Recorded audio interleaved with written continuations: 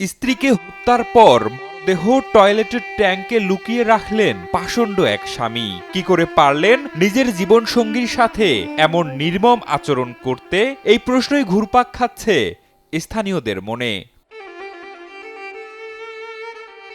স্ত্রীর প্রতি স্বামীর এমন অমানবিক কাণ্ড জানাজানি হলে এলাকার মানুষের মাঝে সৃষ্টি হয় তীব্র ক্ষোভ।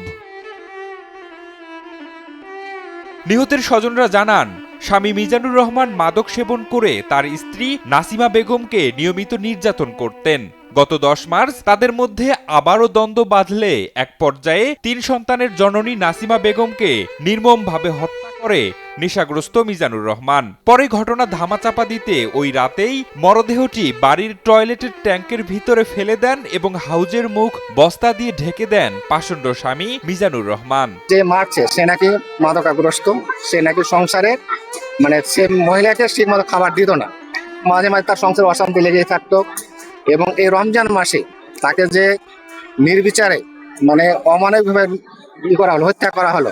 শুধু অমানবিক হত্যা করা নয়, একজন মানুষকে হত্যা করার পরে তাকে যে পায়খানায় করে রাখা হয়, পায়খানায় ফেলে দেওয়া হয়, সেটা একটা অমানবিক এবং এটা হচ্ছে অসামাজিক এবং ধর্মের দৃষ্টিকোণ থেকে এটা অত্যন্ত দৃষ্টিকোণ। মানুষের মুখে শুনছি যে কাল দেখেছি ভালো সন্ধ্যার সময় রাইতে মেরেছে, মায়েরা ফেলে ধরেন কি যে ওই ধাপির তলে পড়তে গেছিল, ওটা পারেনি, ঘরের মধ্যে জিনজিপ দিয়া ঠাঠালছে, ঠাকছিয়ে লাঠি দোকান হয়ে গেছে, ঠাকছিয়ে ওটা ছেয়ে ছিঁড়ে নিয়ে এসছি, গোটা রাস্তাতে ছেয়ে ছিঁড়ে আইনা পায়খানাতে ঢুকেছি।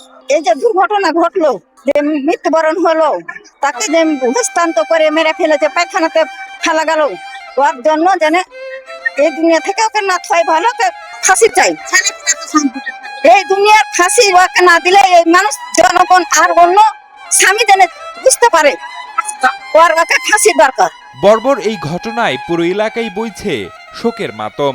ঘটনাটি ঘটেছে চাঁপাইনবাবগঞ্জ জেলার শিবগঞ্জ উপজেলার মনাকষা ইউনিয়নের 4 নম্বর ওয়ার্ডের রানীনগর হঠাৎপাড়া গ্রামে। খবর পেয়ে পুলিশ ঘটনাস্থলে গিয়ে ভুক্তভোগী স্ত্রীর মরদেহ উদ্ধার করে।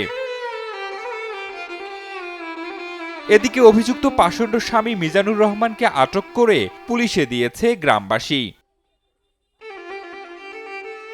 এ বিষয়ে শিবগঞ্জ থানার ভারপ্রাপ্ত কর্মকর্তা হুমায়ুন কবির বিষয়টি নিশ্চিত করে জানান, পারিবারিক কলহের জেরে স্ত্রীকে হত্যা করেছে মিজানুর রহমান। এছাড়া মরদেহের ময়না তদন্তের পর আইনগত ব্যবস্থা নেয়ার আশ্বাস দেন এই কর্মকর্তা।